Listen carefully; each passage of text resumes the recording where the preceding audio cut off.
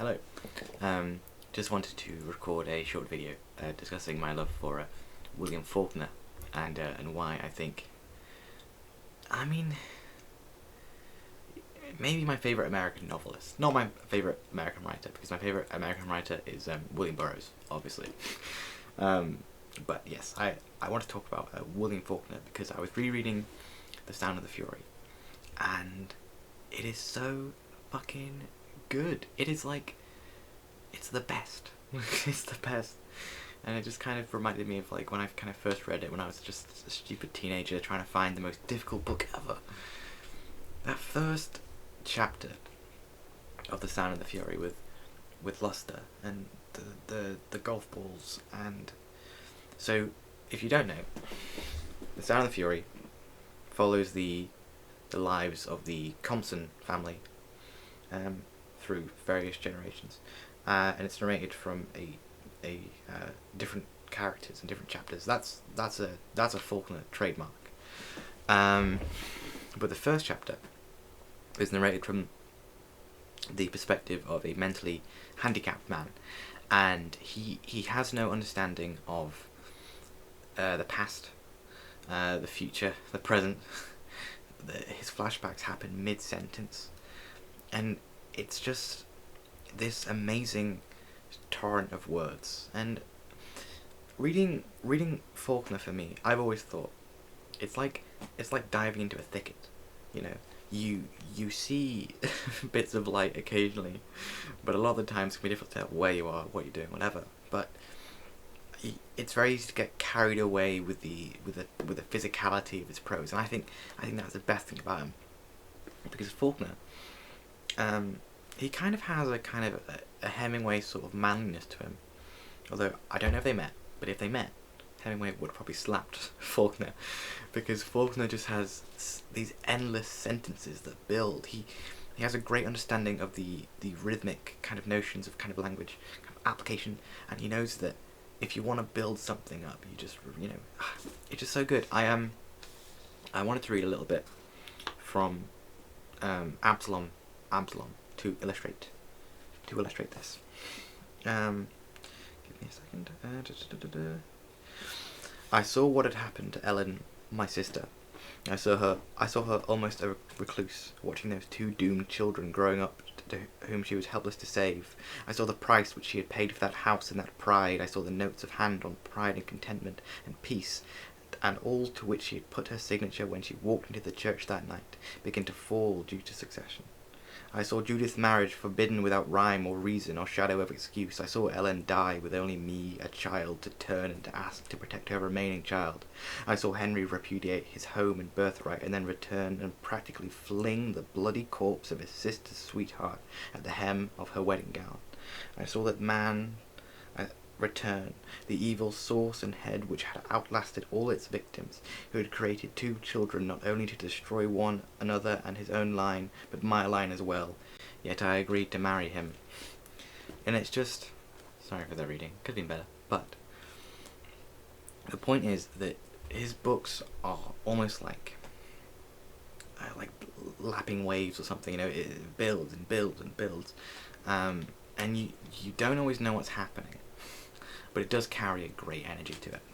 I think my personal ranking of the books that I've read would probably be Sound of the Fury. I think the ambition of that, especially when you consider his career before then, especially when you consider the time that it came out, I think it is an unmatched display of kind of confidence in your own writing. I mean, could you imagine what it was like to release that? As I lay dying, that's really good. I think as I lay dying, kind of, it perfects what he tries to do in The Sound of the Fury. It perfects the following the family. It perfects the sense of kind of heritage being lost. But for me, it's too kind of, I don't know, it's very neat, but it's a much shorter book than Sound of the Fury and Absalom, which Absalom is just, it's great. It's like, in terms of tone, in terms of ambition, and the character of Thomas Suckman is so good. I don't know. I think it's unmatched. I think he has 3 independent claims to the greatest American novel. And how many writers can say that? You know. So yeah, because when you read Faulkner, you have to kind of retrain how to read. You know.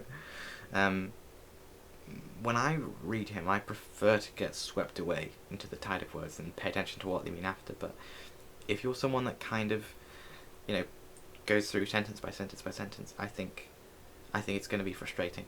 I think in a lot of ways he's a frustrating writer, but he's uncompromising, which I feel like, I don't know, more writers need to be. But yeah, so I just wanted to kind of say, you know, Faulkner is fucking amazing, and that you should check out his books whenever you can. I don't know. I think I would probably start with As I Lay Dying. Looking back, now that I'm thinking about it, because kind of starting with The Sound of Fury was very much a sense of jumping into the deep end. But yes, I think you should read. As I Lay Dying, and just each chapter is from the perspective of a different character. It's labelled after the character of, you know, who the perspective from. That's one of the great things. Is Faulkner's one of the great, you know, modernist kind of subjective writers, and he has a way of restating a story through different perspectives. That's something that I really liked in Thomas Pynchon's Mason and Dixon, which he did, where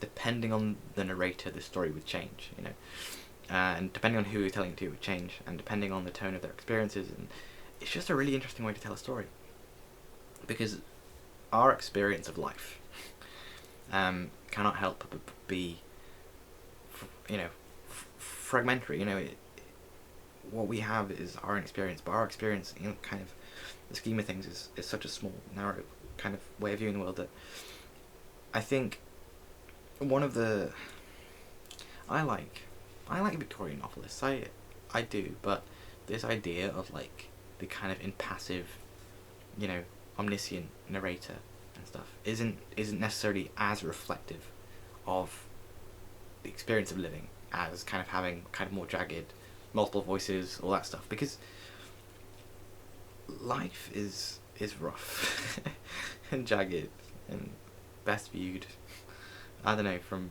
10 different perspectives. I think it's a fantastic way of writing. I think it's a fantastic way of reading. I don't think The Sound of the Fury is as good as Ulysses. I would put it on the same level as like Mrs. Dalloway, but I don't know. It's a lot more kind of rougher, and it's a lot more, I don't know. Miss Dalloway is again like this kind of perfect, polished thing, and the bits with the soldier, I think Temple or something, that is suffering from PTSD are amazing. And Virginia Woolf, I went through a phase where I kind of understated the greatness of Virginia Woolf because I was annoyed that she didn't like James Joyce. But no, she was great. But yeah, I won't go on. Read William Faulkner because he's amazing, amazing writer. Not an amazing person, but amazing writer. Actually, before I end, actually, I'm trying to remember the story. It's like so Willie Faulkner was like a massive alcoholic, and like his children one day were like, you know, you've got to stop, you know, for us. To which he responded, "No one remembers Shakespeare's kids." It's just it's just a horrendously shitty thing to say. But yeah, I feel like his shittiness kind of, I don't know, it's worked into the books in a way. But yeah, check it out.